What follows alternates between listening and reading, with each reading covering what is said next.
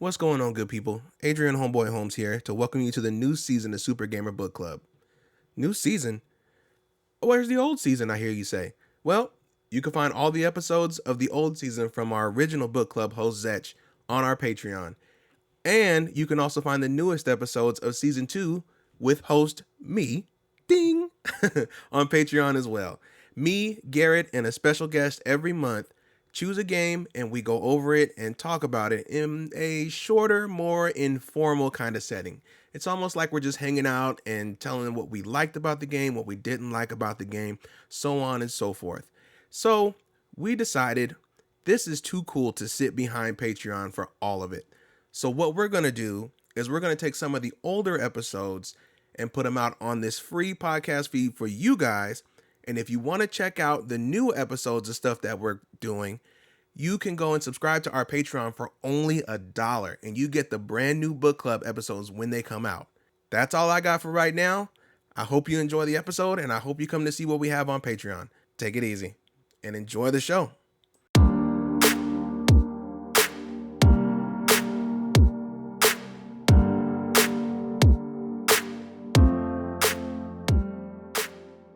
What's going on, good people? Here we are again. Super Gamer Book Club, episode 21.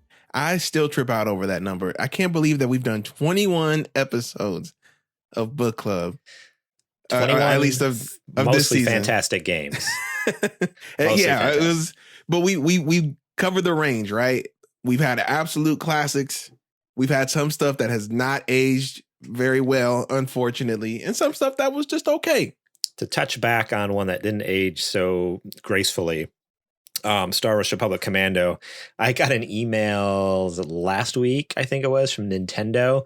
They're like, hey, this weekend you can do a free trial of Republic. Yeah, to try out Star Wars Republic Commando on Switch. I'm like, heck no. No thanks, I'm okay. I actually paid money for it, and right. I played it for 5 minutes, and it broken, busted. So whatever you do, if you tested it and somehow didn't get the bug I got within the first 5 minutes, don't buy it. Do yourself a favor, because you're bound to hit something janky there, unfortunately. But I just thought that was so funny. I'm like, don't they know? First of all, they should know. They can see that I own it already. And then secondly, like, I was like, of all games they give a trial on, especially on Switch, because it runs 30 frames a second on Switch. Yeah, it's super buggy and janky and not great. So it's an original Xbox game. How is it running 30 frames a second? I don't know. It's bizarre. Absolutely bizarre. So, yeah. We are thankfully not talking about that this month. We are here to discuss another game, which is almost the total opposite. It is a fantastic game, and that is Phoenix Wright, Ace Attorney. Heck yeah. What a fantastic game. Phoenix Wright Ace Attorney is a visual novel. What would I say? Like court lawyer simulator. I know that's not the most sexy description, but yeah, it's like a visual novel with like I'm having a hard like puzzle elements to it. A mystery. Yeah. I don't know. Yeah. Released originally for the Game Boy Advance. It was developed by Capcom, and then we only got it out here in 2005 as a Nintendo DS release. It is the first of now 6 mainline Ace Attorney games, and so far they haven't missed. That's great. So on Game Boy Advance, it never came to the US, so not until DS. Right. Huh. Yeah. It was a Game Boy Advance game, and then it came over this way with an extra case on the DS. Right. Okay. I mean, for being never mind. I'll let you finish your intro. I have thoughts. I really enjoyed this game. I'm just going to say it. I'm going to spoil everything right here. I just want to talk about it. But yeah, you go ahead and finish your intro. I just want to let people know what's going on with it, and then I'm going to let you go, because this is the first time you've ever I'm chomping at the bit to talk about this. I want to get to it. So, So originally came out. Where's my notes here? It came out in 2001, so it was close to a launch for the Game Boy Advance. And then we didn't get it till 2005. October 2005 here. Yeah, so developed by Capcom, came out to critical acclaim, of course, and pretty good sales, or else they wouldn't have made more of them. It features a colorful cast of characters, different defendants and prosecutors that are like the colorful cast of people that you have to win your cases. You go to different crime scenes, talk to people, get evidence, and try to put clues together. And you really have to think critically sometimes about stuff. Like you have to study your case evidence and kind of use a little bit of a logical leap to put the 1 and 2 together to present your evidence and solve the case. Garrett, this is your first Ace Attorney experience. I am a old veteran. I still have my Nintendo DS cartridges. I'm gonna let you go. What were your top level impressions? Yeah, so like I said before, I love this game, top to bottom. Like I didn't know what to expect. I had heard of these games, you had mentioned them before, and even like growing up, I remember seeing the artwork for them, and so like I knew they existed, and I'd seen them on the shelf at GameSpot and GameStop, whatever you call it, GameStop and whatnot. But yeah, and I, as a lot of you know, I didn't have a DS growing up or 3DS, anything like that. So I went from like Game Boy Advance was my last console with Nintendo for a while. Man, yeah, jumping into this, and what I was going to say earlier, and then I stopped myself, so I stopped interrupting you, was I'm surprised at how good it looks for being a Game Boy Advance game, honestly. Like the fact that it was originally Game Boy Advance, and I'm sure they kind of up-res things a little bit, but still, like, I don't know.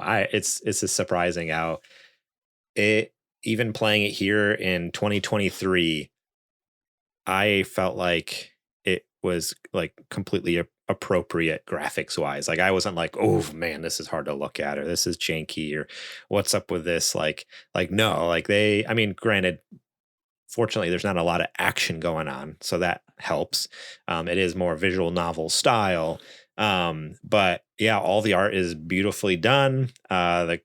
I love the colors of everything, the design of the characters, the design of the worlds, the writing. Oh, the writing is so great. Good. Yeah, I love in the backgrounds the how it's almost like it's pixel art, obviously, because it originally was Game Boy Advance, then DS, but has a very watercolor kind of look to it. I like that, how it's kind of like almost like painterly, like watercolor backgrounds with these like, characters in the foreground when they're speaking to you and stuff like that. So, yeah, it looks great. I love the soundtrack. That was fantastic. Full of bangers, dude. Overall, just fantastic game. Like I'm excited to dive further into some of these mechanics and pieces and parts and stuff like that. But yeah. Speaking of the music though, one of the best feelings from this game is when you're in the courtroom and Phoenix starts to get on a roll, and then it starts to play that really intense like theme song kind of. I don't know if that makes sense. Like the what is it called? When you're on your way to the climax of the movie. Yeah, it's just like this. It's like climbing. I don't know. I feel you're right. There is a specific word for it, but yeah, like the music is building, like the build up, like it's ramping up, and then like it's so good, dude. Like anytime during a case, I loved it because like you can object or you can throw evidence out there and stuff like that, and most of the time the music just keeps on going, and it's like this there's like a generic. It's still very good. Don't get me wrong. When I say generic, I just mean like there's like the general it's case background music. And then when you like, I love it when you're like throwing stuff out there. No, like this piece of evidence, that piece of evidence, objection, blah blah blah. And then when you hit the sweet spot, like this is when the case is about to turn on, because all of a sudden it goes dead silent, silent. Objection, and it's just like lets it sit for a second. And then, yeah, like you're talking, then it starts doing that building music as he's just like, put him away. As he's like just explaining exactly how everything's going to go. I'm like, yes. Like whenever I get to that point, I'm like, all right, we're good. We're home free at this point. Like I don't have nothing to worry about anymore. Because up until then, too, it's like nail biter. Just like, oh, am I doing this right? Am I picking the right options? Because it really is like you have like multiple, like throughout it. It's not necessarily like no matter what, you're going to win this case. Like, you still have to make the right decisions and stuff like that. And you get strikes against you. Fortunately, I never had all my strikes taken away. So I don't know what happens if that if you do, but they definitely make it feel like there's consequences if you, if you mess you up. got to start over. It sucks. Okay. Man, I didn't know that. Yeah. Yeah. I've been many a case where I'm like, how is this not what they're looking for? But you really have to come. And that's one of the things that I really like about these is they make you use your brain. Like, you really have to examine different pieces. Like, for example, in the first case, there's the defendant is he's talking about how so a woman, to give a little background to the case, a woman was murdered when she returned home from a trip. She was beaten over the head, unfortunately, with a really heavy clock base. And the gentleman is giving his testimony, and then he says, I knew what time it happened because the TV shouted at it, or the TV shouted out the time. But one of the pieces of evidence you have is a report from the apartment complex that the lady was staying at. And it doesn't mention anything like there's no glowing text or anything like that. But if you read that report, it'll tell you that there was a blackout during a certain time. So you would have to say, there's no way he could have heard the TV because there's no power to the TV during that blackout time. And then you would present that report as evidence. So there's tons of different times where you have to kind of do that, where you make those connections with your evidence. And I thought that was really well done, because there were a lot of times where the connections I needed to make were just cooking my brain, and I could not figure it out for the life of me until that light bulb moment. They don't just feed you exactly what you need to hear and know. Like, you're saying, like, you really do have to like dive, like, all right, I'm just going to take a step aside for a second. I'm not going to move on to the game. I'm just going to look at all the evidence I have and like read the descriptions on it all, because it's like, otherwise, when you get the evidence, they talk about it a little bit, and even they'll show you a little picture of it, and you can kind of tell what's going on in the picture. But sometimes they give you more of those details and more information when you actually read it's only like one or two sentences long. Like, it's not like you get like a ton of exposition, but it's like, that's a little tidbit of information that's nice to have. Like, if I didn't just read this 2 sentences, like, I wouldn't have known that key detail that I needed. It's easy just to be like, I'll be fine, jump into the court case. And that's what I was at first. And after a couple cases, I'm like, oh no, I need to. I should really start reading my evidence. I should probably do my research. They actually want me to work here. They want me to be a real lawyer here. Yeah. Go back to the music real quick though too. Like, not only did it build so well in the cases, but even just like in the overworld and stuff like that. There was a couple themes. Actually, honestly, quite a bit of the soundtrack reminded me of another game that we covered here on Super Gamer Book Club.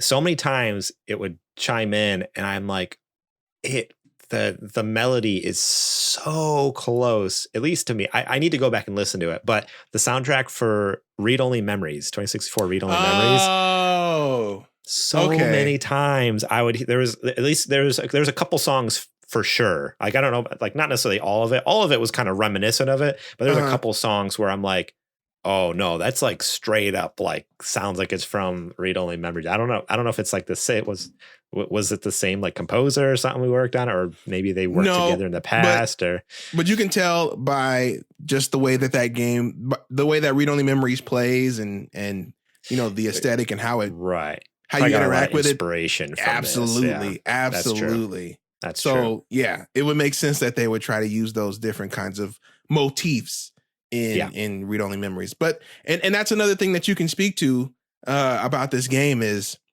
there. Of course, there had been visual novel games before Ace Attorney. There's been dozens, but it's something about this one, I feel like, that has spawned a bunch of what's the word? Descendants, I guess. And it's inspired a bunch of different, like example, the Danganronpa series, I think, is an offshoot. That's a series, I've never tried. It's similar to this kind of. If you like this, you would like Danganronpa.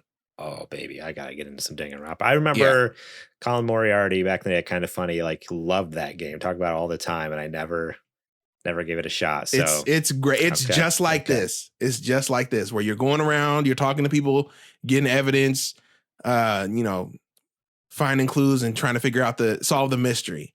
Yeah. So that was like a clearly inspired by Ace Attorney and by the visual novel genre, which I feel like is one of the lesser talked about in games. And I think that's due to the fact that it's not necessarily gamey in a sense.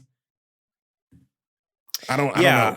I think I agree with you. Yeah, because it's not right. It's not like, oh, a video game where you like have, because when people generally think video games, they think of like player agency, being able to go where you want, do what you want, or whatever.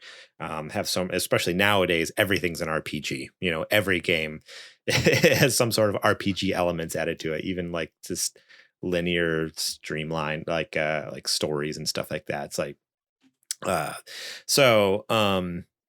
I 100% think that, like, yeah, it's not common and it's not really talked about, but I think that's a reason I so enjoyed this game so much, is because I talk about it all the time on our main podcast, but I just don't have a ton of time for games between doing this show and or just Super Game Boy stuff, on top of having a full-time job, on top of having a family with 2 kids.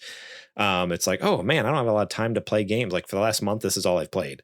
But what I enjoyed about it is that even though it gives you a little bit of agency, like in the court cases and finding the evidence and stuff like that, it's also very much like, all right, like it's a graphic novel or visual novel to some extent, to where it's like, here's the story. And it's just like, blah, blah, blah, blah, blah, blah. And I don't have to like traverse this massive open world and find like this hidden doorway in the side of a mountain, like an Elden Ring or something like that. It's like, oh no, you're just going to like, there's 5 locations here, and it's one of these 5 I got to go to find the next piece of evidence or something like that, or talk to the next witness.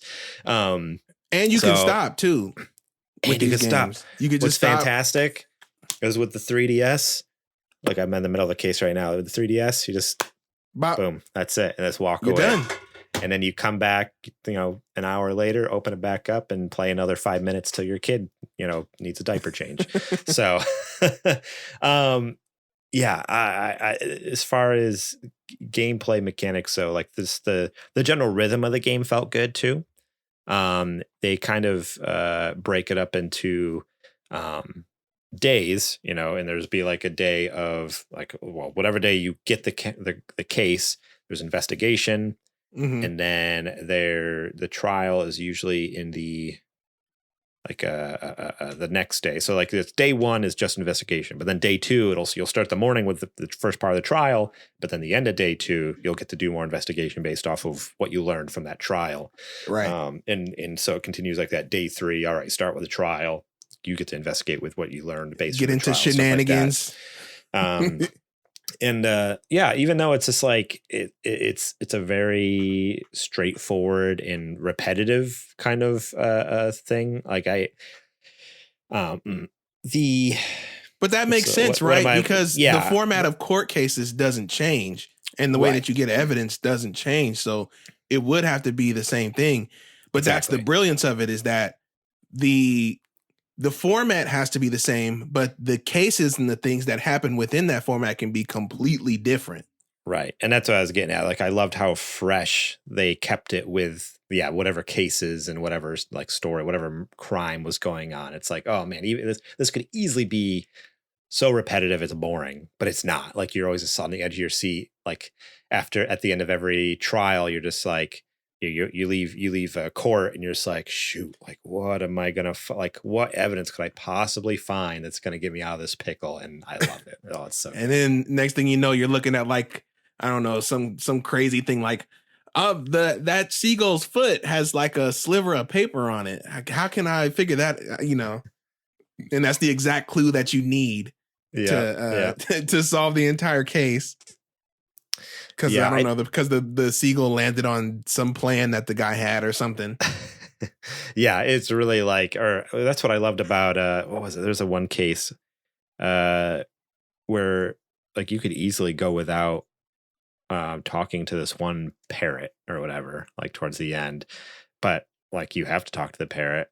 Eventually you'll get, like, you could get hung up for a while is what I'm saying. It's like I stumbled upon it, but I'm like, oh, if I didn't tap on the parrot and talk to the parrot, I never would have figured out the code to the safe, you know? Like that's it, which later on, like 2 days later into the case, it's like day 4 of the trial, the final day. And it's like, oh wait, I have the code for the safe, which ends up having a letter from so-and-so. And it's like, oh man, like that you never would have found had you not talked to that parrot. It's exactly. So it's like, it really, you pretty quickly you learn how to play this game. Like there's a, like, all right, just like exhaust every avenue, which another thing, like another reason I think this appealed to me so much is not only was the soundtrack great and it's just a straightforward story, but it also rewards and encourages, like really, it not only rewards and encourages, like you have to, in order to play this game, you have to exhaust every avenue and you're essentially 100%ing the game. Mm-hmm. Like you're tapping every little thing on the screen to learn more about it. You're talking to every single person you can possibly talk to. You're looking at every piece of evidence. That's how I play games anyways. And that's honestly why I never finish games. Cause like these big modern open world RPGs, my messed up brain. It'll take you 200 hours to do every single thing. My messed up brain that's just like a perfectionist is like, I need to 100% this game. It's the only way I'm going to finish it. And I get like 30 hours in. I'm like, can't do it. Burnt out. I'm done. I'm only like, I 30 hours in and I'm only like through the first like 2 hours of the story. Where this game, it's like, I got to do that, but they keep the pace up. So it's, you know, you're not taking too long doing these things.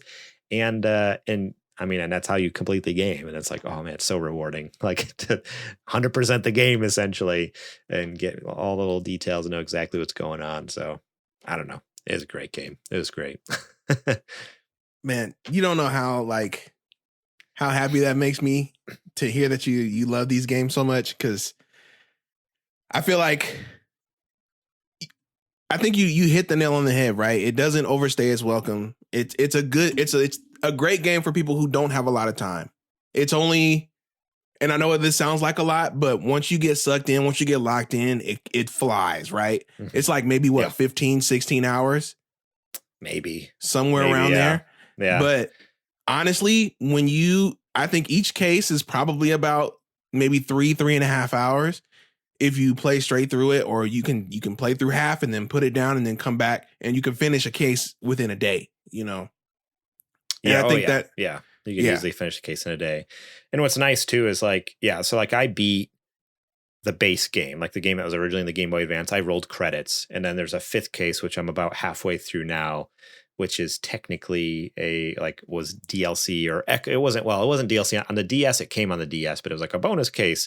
But I think when it came to Wii, it was WiiWare technically. It was offered as a WiiWare like DLC that you had to pay extra for or something like that. But playing through that, I'm just like, even the DLC has been fun, which is kind of cool. I don't know if we want to talk more about like the actual like controls of the game too, because I mean it's pretty simple through the main game, but even in the DLC, like they start adding some things to like kind of take advantage of the 3DS, or not 3DS, but the DS, the stylus and extra screen and all that different kind of. Yeah, no, you can. Well, I mean, I don't have a ton to say other than like it's just interesting how they took this thing and they could have easily made this extra case and just kept all the controls the same. And honestly, I would have been fine with that. Like I wouldn't have had any gripes if I was playing this even back in the day, or like today. I was just like, but what they added was stuff like being able to like basically almost physically look at the piece of evidence. It reminds me of like in the Resident you can Evil, rotate it and stuff. In the Resident Evil remakes and stuff like that, where they added like Resident Evil 2 remake, they added that feature where you could like inspect something and like, oh wait, there's a key taped under here. Oh, you can flip this thing and the thing opens up. That's what they've essentially added in the DS version of Phoenix Wright, at least in this 5th case. And it's like, okay, like this is really cool. So like now this is Capcom. So I wouldn't be surprised if they took inspiration from Resident Evil. That makes sense. That's just clicked. Right. Yeah. That makes total sense. I'm sure it wasn't the same team, but I mean like, no, I'm sure somebody was playing Resident Evil and was like, you know what, this would be a good way for somebody to find some evidence. Oh and yeah. put it in there. No, it makes that makes total sense now. You're right. It's probably not the same team, but it's like, oh, very obvious. Like they would have shared inspiration there for sure. So, yeah, but it's like it's just really cool. Like get a piece of evidence. Like, all right, like flip it over. Like, oh wait, there's a little plaque on the bottom that has more information about whatever, or looking like trying to figure out how to open something, and it's like, oh, there's a switch back here, or whatever. So, yeah, this is kind of cool that they added that. Again, I haven't played any future games to see if they continue that or enhance that, make it even better. But at least in this first iteration, I was surprised, I guess. I'm like, oh, okay, like they're trying to do new things with this first game, and it actually isn't terrible. Like this is actually kind of a fun new addition. So yeah. Did you, out of these 4 cases that in the main game, did you have a favorite, or did any stand out to you more than others that you were like, man, this was a really compelling, this was a really well done, well written, well played case?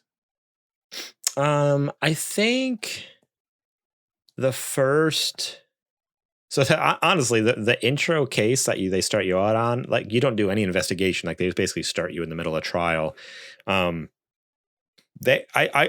was surprised at how good of a job like it did as a tutorial without making it feel too like bogged down like a tutorial. Mm-hmm. So I'll give that a shout out just to be like, hey, like they did a good job. Like some they could have made that a lot more like just frustrating, or like, all right, let's get this done and over with. Like, no, it was kind of a fun way to like start you right in the middle of a trial, no investigation at all. You're not learning how to do that. But I think it would have been too off-putting if they started you right off with investigating, because that makes you're not invested yet. So you're thinking, well, why would I want to, waste all this time going from place to place to place? Yeah. But by the end of the first trial, you're like, all right, Phoenix, I'm with you till the end of the line. Let's figure it out. Yeah. Let's find the clues, baby. Exactly. Yeah. But my favorite one, I think, is honestly the last one of the original game. So I guess it's the 4th case. It was the case of Miles Edgeworth being who is supposed. For context, Miles is he's Phoenix's arch nemesis.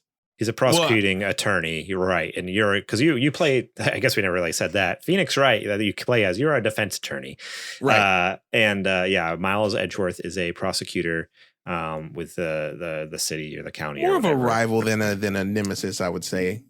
Throughout the game, he kind of develops into. Yeah. Oh yeah, 100%. And then.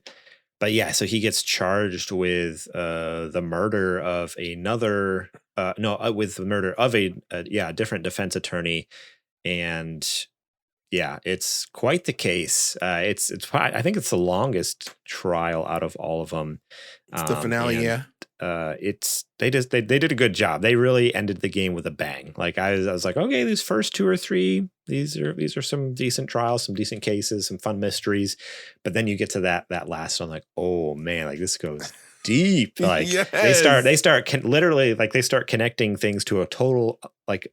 From totally decades ago, from like 15 years ago or whatever, and like you even in the end, I'm going to talk about it like because hopefully you guys have all played the game, but yeah, spoiler, go for it. You literally like end the trial by solving both cases. Like you solve the one that you initially get called to do, and then it's literally the day that that statute of limitations is going to be expiring at like tonight at midnight. And after this, we can't bring this case up after 15 years. This is it. Boom. It's a dead case. And you literally like buzzer beater solve that case from 15 years ago as well. And like absolve your friend of 2 counts of murder, basically, because he gets accused for the murder of that current case. Plus he, after you get him declared not guilty, he's like, all right, but I'm going to claim guilty as for this case 15 years ago, murder of his father. And it's like, wait a second, something's not right here. Right. So come on, dude. Do you really think you killed your own dad? Like, yeah, it was a wild ride, let me tell you. Because every step of the way, you're like, how am I going to get him out of this? Like, it was such a perfect crime. And like, it was just a fun case overall to solve there. So yeah, I like the finale case the most, I think, because they could have easily, like, again, being completely unfamiliar with the franchise, it's like, oh man, like not every I didn't know what to expect. So in my head, I'm like, well, like sometimes games are bad. Like sometimes they might start off fun, but then they end kind of like, oh, okay, that's fine, whatever. So I just didn't know what to expect. I went into it like, all right, can they really keep this energy up through the whole game? Because it was like, all right, this is fun. Oh, this is good. All right, yeah, I'm liking this. Like, can it really get better? And like, oh yeah, no, 100%. They ended this like such a high note. So, although like going through the DLC now, I think I told you, I'm like, oh, it's kind of dropped down a little bit, but I think it's only because I'm just getting used to.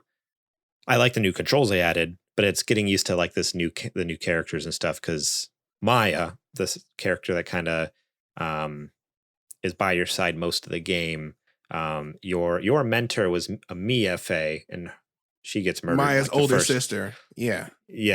So Mia gets murdered like the first case, and so Maya starts kind of just following you around. She does not technically. She's not a lawyer, but she's not a lawyer at all. But Mia's younger sister hangs out with you for the whole game, and like you really connect with her. Like, oh yeah, no, like because you know her older sister's dead, so. Really, like, at least to me, it's like, oh yeah, she's like a younger sister now. Like I'm her older brother. Like I'm here to put my, take her under my wing and take care of her since, I looked up to her older sister and, I got to take care of this younger sister now. But yeah, so you get a new like sidekick in the DLC. And I'm like, yeah, it's not Maya. It's not Maya. Not the same. Let it go. No, look, stick with it a little bit. Maybe she'll grow on you. Okay. Yeah, I'll give it a shot. Maya was annoying at first, and then you came around. So that's true. That is true. Yeah, I think that was my favorite case was the second one where Mia ended up getting murdered. I know that sounds weird to say that, but that is the case that kind of established that, and it's where Phoenix kind of comes into his own, and he's like, I can do this. I can handle this. I can pick it up where Mia left off. And Mia actually ends up leaving Phoenix, her firm. And that's how he ends up owning his own. He turns it into Wright and Company, I think. Something like that. Law firm. And then when you're in the trial in the finale, when Mia's like, I don't know if it's actually her ghost, but like the after image of her comes up and can like, in the photograph, gives you that pep talk. Oh yeah, right before that, yeah. Well, so Maya is a spirit. Like Mia and Maya both. Mia's ghost. Yeah, Mia and Maya both were kind of spirit mediums, and their mother was also a famous spirit medium. So like they have that in their family lineage, and so throughout the couple cases that Maya is with you, like there's a couple times she speaks with Mia and even almost like kind of becomes Mia, like a conduit. Yeah, like that. It was always weird. Like all of a sudden it's like like the way she talked to you would change, and it was just like very sudden, like out of nowhere, and like in her outfit would change. Wouldn't her eyes go white or something like that? Not all the time. Maybe initially. No. I think like if she was, it depended on the situation, because there was a couple times, if it was like a real quick thing, sometimes her eyes would go white, I think. But there's a couple times where like in the middle of a trial, like she's like Maya's standing next to you, and all of a sudden like you look over and it's like, oh, like her outfit changed. It was the same robe, but it was just, it was just a lower cut, It's just, suddenly she went from like that was a weird decision, Capcom. She's still 17. Yeah, suddenly she went from a 16-year-old girl to like a 16-year-old girl like showing way too much cleavage. But yeah, I get you're trying to evoke Mia, but that's not Mia. Yeah. But yeah, that was like, that was always kind of a neat thing to be like, oh, okay, yeah, you still have this little bit of connection, with Mia, even though, she is dead and gone. But that is part of the reason why Maya leaves at the end, is to go apparently like continue to train in her medium, to learn kind of take over for her mom. to enhance those abilities, strengthen those abilities, so that way she can hopefully take over for her mom. So I guess fingers crossed that she just comes back in the next game, or at least a later game. That's my hope, but I don't know. I haven't played, so I don't know. We'll see. You have to keep playing to find out, or maybe you stick with Emma. I hope not. You say that now, and then by the time you finish this case, you're gonna be like, "Dude, Emma is so cool." Yeah, in a couple of days, I'll be like, "Oh, Emma's the coolest. I like her way better." I mean, that's pretty much. I feel like we've gone over, what we've needed to get somebody to play this game. I don't know why you wouldn't want to play this game after how highly we've talked about it. Gary, did you have any closing thoughts or anything that you wanted to shout out about this game before we wrap it on up? Oh, I'm trying to think. I mean, just play this game. Yeah, it's a lot of fun. It's available a lot of different places. Can't remember if you mentioned that at the beginning, but now that they have the trilogy out, so you get the first 3 games. So you get Ace Attorney, and whatever the other 2 are called. I don't even know what they're called. Well, there's technically 6 games, but you get the first 3. There's 6, yeah. There's 6 mainline games, a couple of spinoffs. However, the first 3 are available pretty much everywhere. Steam, all the major consoles. So it's Nintendo Switch, PlayStation 4, Xbox One, Steam, and on 3DS if you can find a cart for it, I guess, because the eShop shut down now. So right, and that's what I was gonna say is the later 3 are only available either on 3DS. That's the only place you can get them. Oh, so 4, 5, and 6 you can only get on 3DS? Well, 4 you can get on. There was a DS card I have, but 5 and 6 for sure were made for 3DS, and they haven't been re-released anyway. I'm sure they're gonna do it, in the future, because now you cannot buy them, which is a problem for Capcom. If they want to keep the series going, they have to be able to have people be able to play the whole thing. So they're going to have to figure that out, which is fine, right? They got the trilogy off of the DS. So the trilogy just came out in 2019, which is pretty recent. So I could see in the next year or two, I would hope they'd come out with another trilogy with 4, 5, and 6 or something. But get a hold of this game. It's such a blast. And I mean, if you can get it on 3DS too, it's so much fun to play. I've been loving it. Again, it's a great game to take on the go because it takes very little commitment. It takes a lot of focus, but it's like we said, it's as easy as just closing the 3DS and stick in your pocket for until you can get back to it. It's not. But even if you don't have one, they've redone it so the artwork and everything is in HD, and the soundtrack has been up-resed on modern consoles and PC. So that would be an advantage to do it there. Versus, like Garrett was saying, do the portability for the DS or 3DS. So every route has advantages. Switch. Yeah, I guess if it's on Switch, it's almost as portable as the 3DS. 3DS is maximum portability, but you're right. On Switch, Switch you would get the best of both worlds, right? You get the portability and you get the HD redrawn assets. So that might be the one to look into. I would say, or if it is on Steam Deck. There you go. Yeah, there you go. Throw that Nintendo Switch right in the trash can. You don't need that anymore. We got the Steam Deck, baby. I wish that was true, but that unfortunately is going to be proven correct in a month. I would say that this is actually a really good place to start if you've never played a visual novel game. I think it's really easy to get into.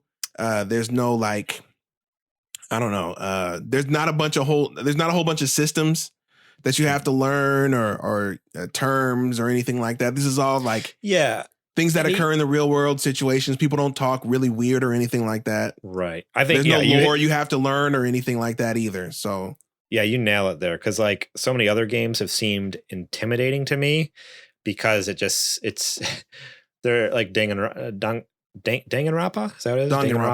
Danganronpa. It sounds cool, but it just seems so out of this world. It's it's a little too much for me. I don't know if I can ever get into it. But this is so grounded in such a normal thing. You're just a defense attorney. And even though the cases are extraordinary, there's still it's very believable. Much rooted. It's rooted. You're able to in suspend your disbelief. Exactly. It's very much rooted in the real world to an extent. So it's like I can understand what's happening here because all these terms and all these things that are happening exist in this real world. Right. Even if they're exaggerated, like it's still like, oh, this makes sense. But yeah, I think you nail it. Like this is totally a gateway, and I'm so excited now to like try new visual novel games like Danganronpa and stuff like that. Like We've got them hooked, boys. I think I might even own Danganronpa because I think it was given away on like PlayStation Plus for free at one point. Like one of them. Like, you may have. So I feel like I might own them, and now I might need to go play them. So that's the same deal though too. They're everywhere. They're on mobile devices and Switch and Steam and PlayStation and all that. So you can check for those. Yeah. So that will do it for us for this month's Super Gamer Book Club. I appreciate you guys listening. I hope that you take our advice and check this game out. So next month, I am still trying to decide what I'd like to do. Right now, I'm leaning towards going forward with the series finale. Or not series finale, season finale, excuse me.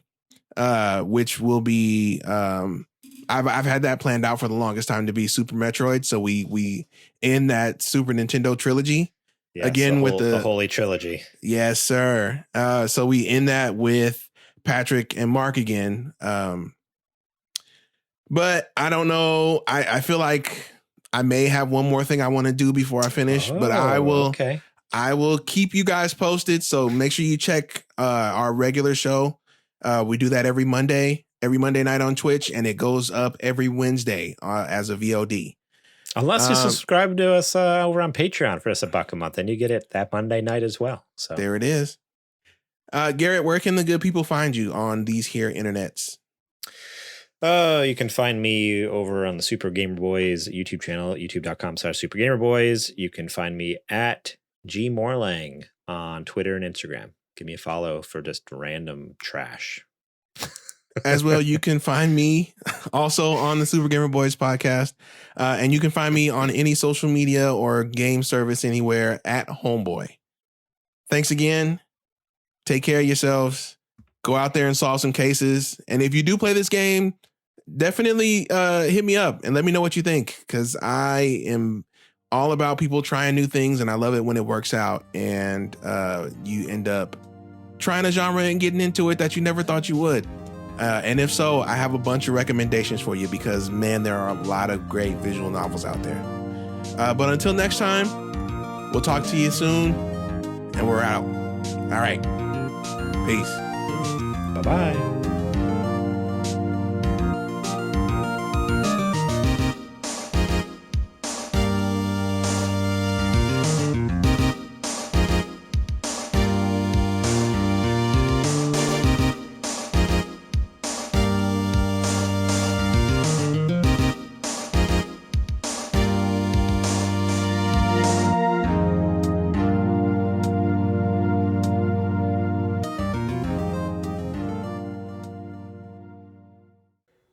And that's a wrap.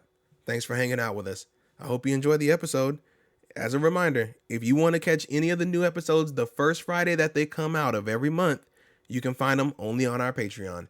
That's patreon.com/supergamerboys. And don't forget to check out our main episodes too. Those are pretty cool if I say so myself. All right, we're out of here. Peace.